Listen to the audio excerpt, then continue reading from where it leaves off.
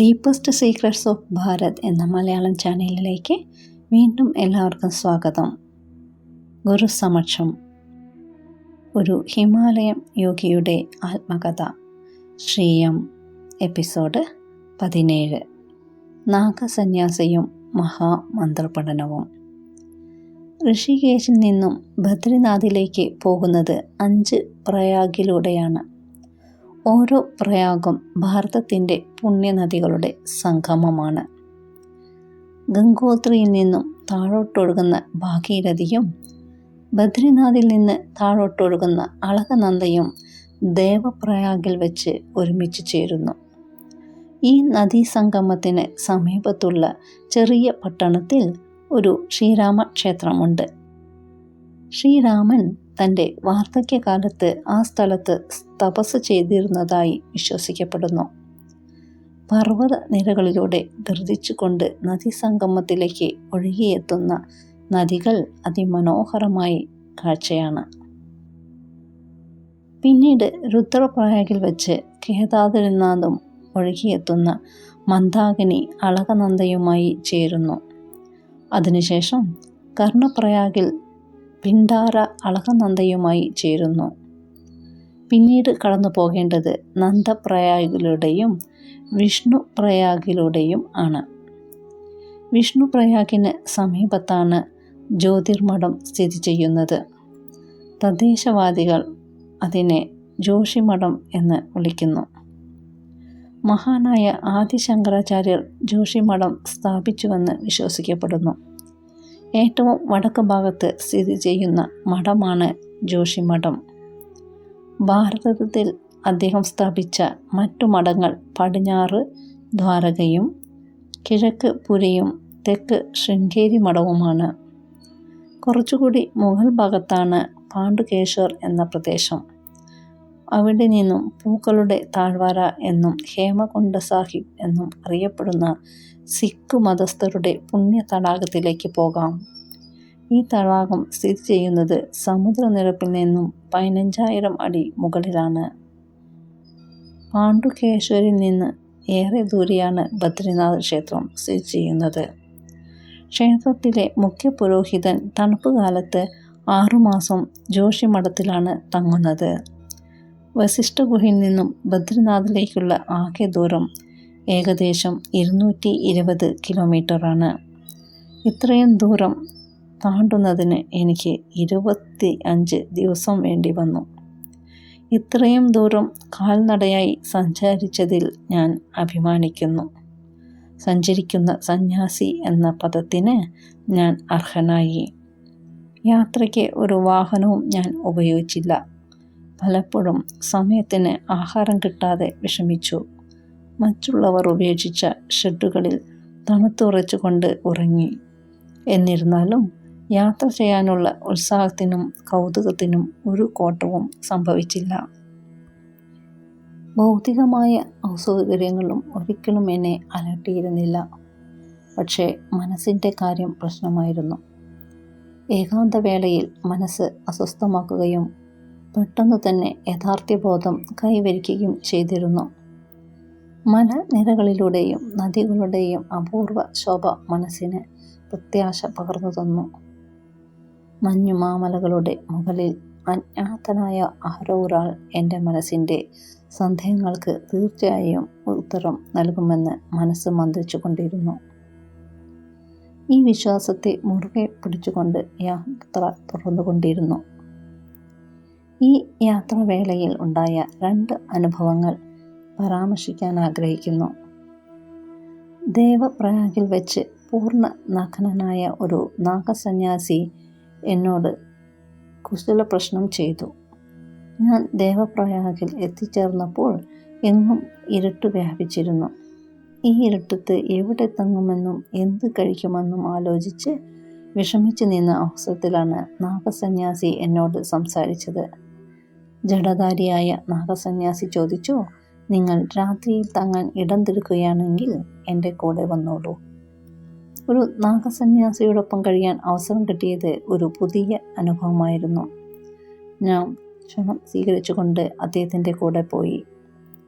അദ്ദേഹം ഗംഗാതീരത്തുള്ള രാമക്ഷേത്രത്തിൽ നിന്നും വളരെ അകലെയല്ല താമസിച്ചിരുന്നത്. അദ്ദേഹം താമസിച്ചിരുന്ന ചെറിയ പർണശാലയ്ക്ക് മുന്നിൽ ധൂനി, അതായത് പവിത്രാഗ്നി കത്തിക്കൊണ്ടിരുന്നു. ഞാൻ നദിയിലിറങ്ങി കുളി കഴിഞ്ഞിട്ട് മടങ്ങി വന്ന സമയത്ത് അദ്ദേഹം ധൂനിക്ക് മുന്നിൽ ഇരിക്കുകയായിരുന്നു. അദ്ദേഹം പറഞ്ഞു, ഇരിക്കൂ, അഗ്നിദേവനെ ഉപാസിക്കൂ, വന്ദിക്കൂ. ഭക്ഷണം കഴിച്ചതിന് ശേഷം സിദ്ധി നൽകാം. ഞാൻ ആകാംക്ഷയോടെ ആരാഞ്ഞു, സിദ്ധിയോ? യോഗികൾ നേടിയെടുക്കുന്ന അലൗകിക ശക്തികളെയാണ് സിദ്ധി എന്ന് വാക്കുകൊണ്ട് ഉദ്ദേശിക്കുന്നത്. എൻ്റെ സംശയം ദൂരീകരിച്ചുകൊണ്ട് അദ്ദേഹം ആവർത്തിച്ചു, അതെ അതെ, സിദ്ധി എന്താണെന്ന് നിങ്ങൾ അറിയാൻ പോകുന്നു. ചൂടുള്ള ചപ്പാത്തിയും ഉരുളക്കിഴങ്ങ് കറിയും കഴിച്ചുകൊണ്ടിരുന്നതിനിടയിൽ അദ്ദേഹം എന്നോട് പല ചോദ്യങ്ങളും ചോദിച്ചു. എൻ്റെ ജീവിതത്തെപ്പറ്റിയും എൻ്റെ യാത്രാ ലക്ഷ്യത്തെപ്പറ്റിയും ആരാഞ്ഞു. ഞാൻ അദ്ദേഹത്തോട് പറഞ്ഞു, ഞാൻ ഒരു ആധ്യാത്മിക അന്വേഷകനാണെന്നും പേര് ശിവപ്രസാദ് എന്നാണെന്നും അറിയിച്ചു. ഒരു യഥാർത്ഥ ഗുരുവിനെ തേടി ബദ്രിനാഥിലേക്ക് പോകുകയാണെന്നും പറഞ്ഞു. അദ്ദേഹം എന്നെ സൂക്ഷ്മമായി വിലയിരുത്താൻ ശ്രമിക്കുകയാണെന്ന് എനിക്ക് ബോധ്യമായി. ഭക്ഷണം കഴിച്ചതിന് ശേഷം അദ്ദേഹം ഉള്ളിലേക്ക് ചെന്ന് കളിമണ്ണ് കൊണ്ടുള്ള പുകവലിക്കാനുള്ള കുഴലുമായി മടങ്ങി വന്നു. കുഴലിൻ അഞ്ചാവും പുകയിലയും കത്തിച്ചു വച്ചു. അദ്ദേഹം ചമറം പണിഞ്ഞു നിന്നുകൊണ്ട് ഉച്ചത്തിൽ പറഞ്ഞു, ഭം പോലോ ഹരഹര മഹാദേവ ശംഭോ. പുകക്കുഴൽ ആന വലിച്ച് പുക വിട്ടുകൊണ്ട് പുകക്കുഴൽ എൻ്റെ നേർക്ക് നീട്ടി. എന്നിട്ട് അദ്ദേഹം പറഞ്ഞു, നിങ്ങൾക്ക് സിദ്ധി വേണ്ടേ? നിങ്ങൾക്ക് ഇതിലൂടെ ശിവലോകത്തിൽ എത്താൻ കഴിയും. നിങ്ങൾക്ക് സിദ്ധി കിട്ടും. ഞാൻ നിങ്ങളുടെ ഗുരു ആകാം. മഹാദേവൻ എൻ്റെ അടുത്തേക്ക് ഉത്തമനായ ഒരു ശിഷ്യനെ എത്തിച്ചിരിക്കുന്നു. വലിക്കൂ, വലിക്കൂ. എങ്ങനെ വലിക്കണമെന്ന് അറിയാമോ? പുറത്തേക്ക് ഇട്ടുകൊണ്ടിരുന്ന പുകയുടെ ഗന്ധത്തിൽ നിന്ന് അത് കഞ്ചാവാണെന്ന് ഞാൻ തിരിച്ചറിഞ്ഞു. തിരുവനന്തപുരത്തുള്ള എൻ്റെ ചില സുഹൃത്തുക്കൾ കഞ്ചാവ് വലിക്കുകയുണ്ടായി. ചില അവസരങ്ങളിൽ ഞാനും വലിച്ചു. പക്ഷേ എനിക്ക് അതിനോട് ആകർഷണം തോന്നിയില്ല. കഞ്ചാവിന് ഒരിക്കലും ധ്യാനാവസ്ഥയിലേക്ക് നിങ്ങളെ എത്തിക്കാൻ കഴിയുകയില്ല. താൽക്കാലികമായി ഒരു തോന്നൽ ഉളവാക്കാൻ മാത്രമേ കഴിയൂ. ദുശീലത്തിന് അടിമയായി തീരാനുള്ള വലിയ അപകടത്തിൽ നിന്ന് നിങ്ങൾ രക്ഷപ്പെടുകയും ചെയ്യും. ഞാൻ പുകവലിക്കാൻ തയ്യാറായില്ല. ഞാൻ വിസമ്മതിച്ചപ്പോൾ അദ്ദേഹം കോപാകുലനായി. അദ്ദേഹം ആക്രോശിച്ചു, ഈ ധൂനിക്ക് മുന്നിരുന്നു കൊണ്ട് ആരും ഒരു നാഗസന്യാസി നൽകുന്ന സിദ്ധി വേണ്ടെന്ന് പറയുകയില്ല. അദ്ദേഹം ശബ്ദമുയർത്തി പറഞ്ഞു, വലിക്കൂ. വൈമന്യസത്തോടെ പുകക്കുഴൽ വാങ്ങി 3-4 തവണ പുക ഉള്ളിലേക്ക് വലിച്ചു. ഏതാനും മിനിറ്റ് കഴിഞ്ഞപ്പോൾ അദ്ദേഹം പെട്ടെന്ന് പറഞ്ഞു, നിഗൂഢമായ ധ്യാനത്തിൻ്റെ ലോകത്തിലേക്ക് നിങ്ങളെ നയിച്ചതിന് ദക്ഷിണ തരൂ. അദ്ദേഹവുമായി ഒരു തർക്കം ഒഴിവാക്കാൻ വേണ്ടി ഞാൻ 10 രൂപ കൊടുത്തു. ദക്ഷിണ പോരാ പോരാ എന്ന് ഉറക്കെ വിളിച്ചു പറഞ്ഞു. ഇതുമാത്രമേ എൻ്റെ കയ്യിലുള്ളൂ എന്ന് പറഞ്ഞുകൊണ്ട് ഞാൻ 10 രൂപ കൂടി കൊടുത്തു. അദ്ദേഹം പല്ലിടിച്ച് കാണിച്ച് സന്തോഷം പ്രകടിപ്പിച്ചു. മതി മതി, നിങ്ങളെ ആശീർവദിക്കുന്നു എന്ന് പറഞ്ഞുകൊണ്ട് നാഗസന്യാസി എൻ്റെ ശിരസിൽ കൈവച്ചു. കുറച്ച് സിദ്ധി കൂടെ വേണോ എന്ന് ചോദിച്ചു. ഞാൻ മതി എന്ന് പറഞ്ഞപ്പോൾ അദ്ദേഹം പറഞ്ഞു, നിങ്ങൾക്ക് വരാന്തയിലോ അകത്തോ കടന്നുറങ്ങാം. നന്നെ ക്ഷീണിതനായിരുന്ന ഞാൻ കഞ്ചാവിൻ്റെ ലഹരി കൂടിയായപ്പോൾ പെട്ടെന്ന് നിദ്രാധീനനായി. എൻ്റെ സഞ്ചി തലയിണയാക്കിക്കൊണ്ട് കമ്പിളി പൊതി പതിച്ച് ഉറങ്ങി. ബാഗിൽ കുറച്ച് രൂപ കൂടി ഉണ്ടായിരുന്നു. നാഗസന്യാസി അത് തട്ടിയെടുക്കുമോ എന്ന് ഭയന്നിരുന്നു. ഉറങ്ങുന്നതിന് മുമ്പ് പതിവുള്ള ധ്യാനം ശരിയായില്ല. എന്നെ മൊത്തത്തിൽ അന്ധകാരം ആവരണം ചെയ്തതുപോലെയും ആത്മാവിനെ കട്ടിയുള്ള കയറുകൊണ്ട് വെരിഞ്ഞ് കെട്ടിയതുപോലെയും അനുഭവപ്പെട്ടു. ഞാൻ ഉറങ്ങാൻ പോകുന്ന സമയത്തും നാഗസന്യാസി കഞ്ചാവ് പുക എടുത്തുകൊണ്ടിരിക്കുകയായിരുന്നു. പിറ്റേന്ന് നേരം വെളുക്കുന്നതിന് മുമ്പ് ഞാൻ ഉണർന്നു. നാഗസന്യാസി ആ സമയത്ത് ഗാഠനിദ്രയിലായിരുന്നത് ആശ്വാസകരമായി. കൂർക്കം വലിക്കുന്നത് കേൾക്കാമായിരുന്നു. ശബ്ദമുണ്ടാക്കാതെ എൻ്റെ കമ്പിളി പുതപ്പുകളും സഞ്ചിയും ജലപാത്രവും വടിയും എടുത്തുകൊണ്ട് അരണ്ട വെളിച്ചത്തിൽ പർണശാലയിൽ നിന്നും പുറത്തേക്കിറങ്ങി. നേരം വെളുത്തു കഴിഞ്ഞപ്പോൾ ഞാൻ ദേവപ്രയാഗിൽ നിന്നും നാഗസിദ്ധനിൽ നിന്നും വളരെ ദൂരെ എത്തിക്കഴിഞ്ഞിരുന്നു. ഏതാനും ദിവസങ്ങൾക്ക് ശേഷം എനിക്ക് രുദ്രപ്രയാഗിൽ നിന്നും കുറച്ച് അകലെയുള്ള ഇടതൂർന്ന ഒരു വനപ്രദേശത്ത് അലയേണ്ടി വന്നു. വഴി തെറ്റിപ്പോയി എന്ന് മനസ്സിലായി. ഇരുട്ട് വീണു തുടങ്ങിയിരുന്നു. രാത്രിയിൽ എവിടെ കിടന്നുറങ്ങും എന്ന ചിന്ത അലട്ടി. അന്നേരം മധ്യവയസ്കനായ ഒരാൾ എൻ്റെ നേരെ വരുന്നത് കാണാനിടയായി. അയാൾ ഒരു കെട്ട് വിറക് ചുമന്നു കൊണ്ടുവരികയായിരുന്നു. താങ്കൾ എങ്ങോട്ടാണ് പോകുന്നത് എന്ന് അയാൾ ചോദിച്ചു. ഞാൻ പറഞ്ഞു, പോകേണ്ടത് ബദ്രിനാഥിലേക്കാണ്. എനിക്ക് വഴി തെറ്റിപ്പോയി എന്ന് തോന്നുന്നു. രാത്രിയിൽ തങ്ങാൻ ഇടവും കഴിക്കാൻ ഭക്ഷണവും കിട്ടാൻ എന്തെങ്കിലും മാർഗമുണ്ടോ? അയാളുടെ വാക്കുകൾ എനിക്ക് ആശ്വാസം പകർന്നു. അയാൾ പറഞ്ഞു, ബാവാജിയുടെ ആശ്രമം വളരെ ദൂരെയല്ല. അദ്ദേഹം എൻ്റെ ഗുരുവാണ്. എൻ്റെ കൂടെ ഒരു നിഗൂഢമായ ജീവിതം നയിക്കുകയും എന്നും ജീവിച്ചിരിക്കുന്നതുമായ ഒരു ബാബാജി ഹിമാലയത്തിൽ വസിക്കുന്നുണ്ടെന്ന് ഞാൻ കേട്ടിരുന്നു. ബാവാജി എന്ന് കേട്ട ഉടനെ ആ ബാബാജിയെ പറ്റിയാണ് ഞാൻ പെട്ടെന്ന് ഓർത്തത്. അതിനാൽ ആവേശത്തോടെ പറഞ്ഞു, മഹാനായ ബാബാജി നിങ്ങളുടെ ഗുരു ആണോ? ഏതു ബാബാജിയെ പറ്റിയാണ് പരാമർശിക്കുന്നത് എന്ന കാര്യം അയാൾക്ക് വ്യക്തമായില്ല.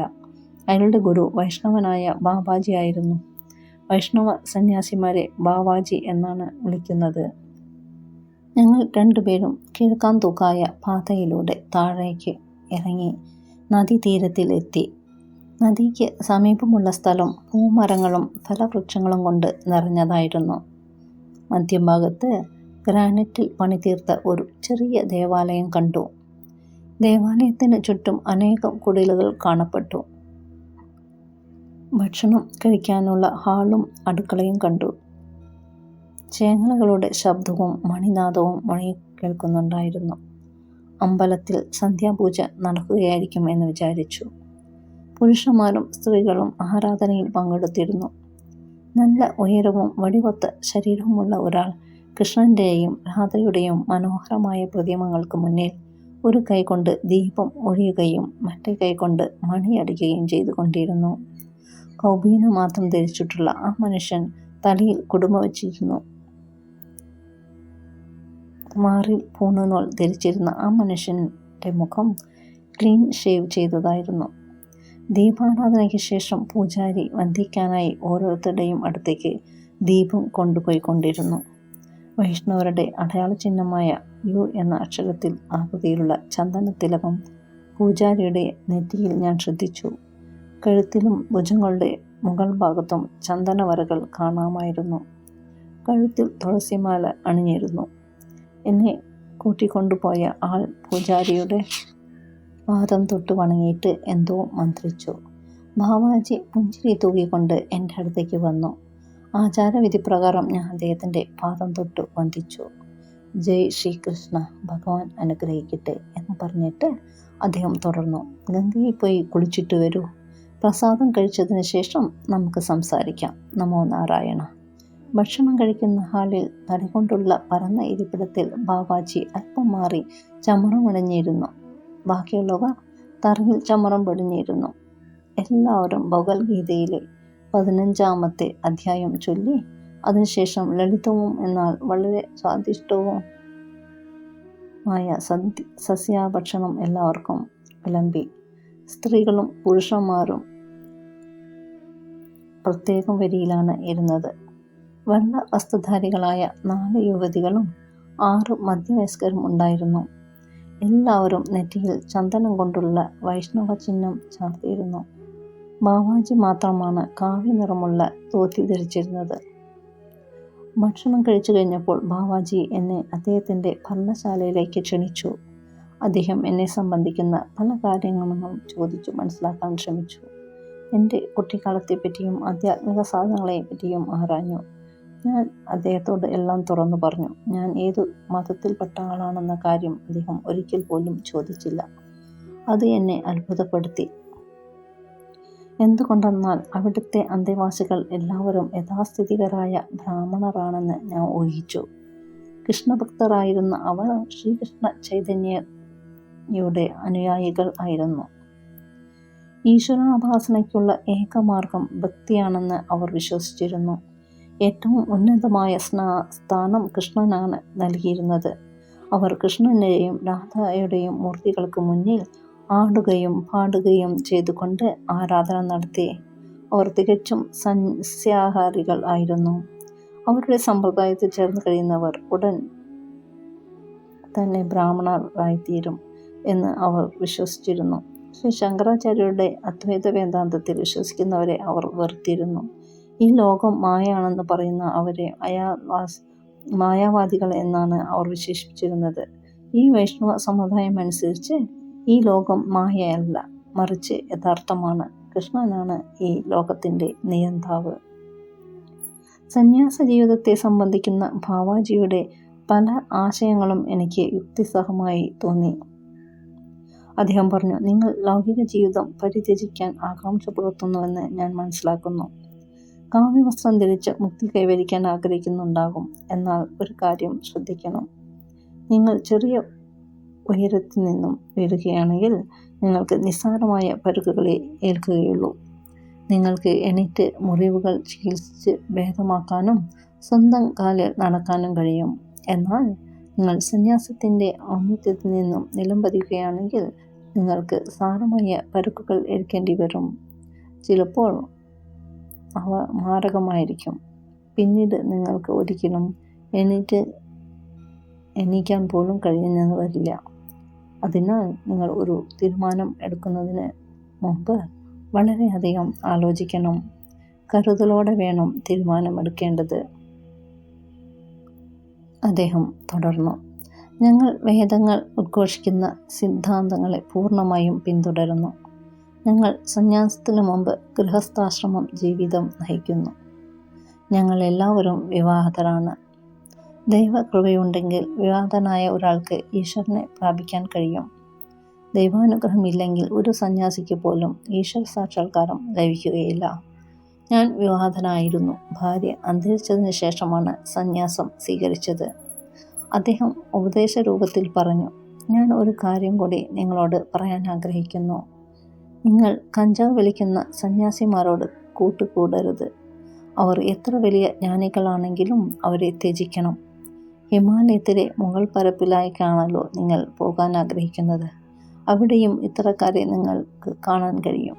അതിനാൽ നിങ്ങൾ ഞങ്ങളോടൊപ്പം കഴിയുകയാണെങ്കിൽ ഞങ്ങൾ വളരെയധികം സന്തോഷിക്കും. നിങ്ങൾക്ക് ഇവിടുത്തെ ഭക്തി പ്രസ്ഥാനത്തിൽ പങ്കെടുക്കാം. പക്ഷേ നിങ്ങൾ മുന്നോട്ട് പോകാനാണ് ആഗ്രഹിക്കുന്നതെന്ന് ഞാൻ മനസ്സിലാക്കുന്നു.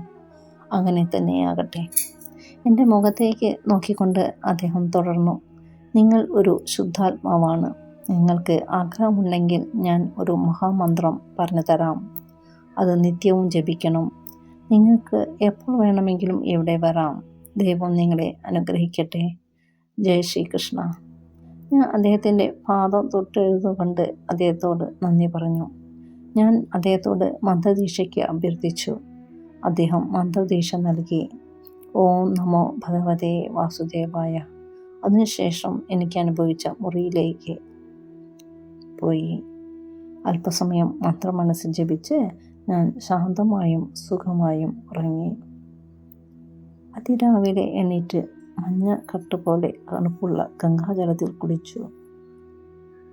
എന്നിട്ട് ബാവാജിയുടെ അനുഗ്രഹം വാങ്ങാൻ അദ്ദേഹത്തിൻ്റെ അടുത്ത് ചെന്നു. അദ്ദേഹം എൻ്റെ ശിരസിൽ കൈവച്ച് അനുഗ്രഹിച്ചുകൊണ്ട് സ്നേഹം തുളുമ്പുന്ന സ്വരത്തിൽ പറഞ്ഞു, നിങ്ങളുടെ ആധ്യാത്മികമായ ആഗ്രഹങ്ങൾ സഫലീകരിക്കാൻ ശ്രീകൃഷ്ണൻ്റെ അനുഗ്രഹം ഉണ്ടാകട്ടെ. എന്നെ ബാവാജിയുടെ അടുത്തേക്ക് കൂട്ടിക്കൊണ്ടുപോയ ദാമോദരൻ എന്ന സുഹൃത്തിനോട് വിട പറഞ്ഞു. വീണ്ടും ബദ്രിനാഥിനെ ലക്ഷ്യമാക്കിയുള്ള യാത്ര തുടർന്നു. ഇതോടെ ഈ എപ്പിസോഡ് അവസാനിച്ചു. വീണ്ടും അടുത്ത ആഴ്ച കാണാം. നന്ദി, നമസ്കാരം, ഹരി ഓം.